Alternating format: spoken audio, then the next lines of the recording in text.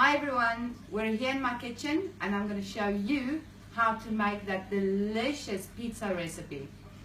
It is quite a lot of dairy, so please don't be tempted to have too much of it. With a bit of patience, you'll get this one.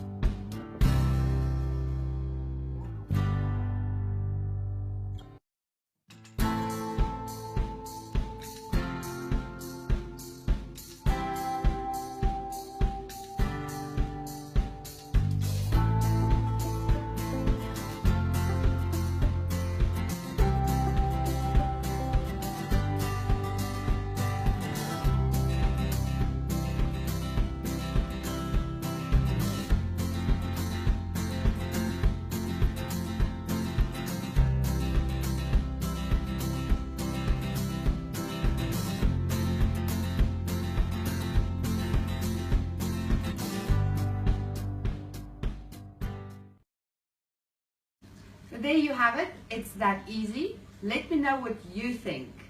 Bye.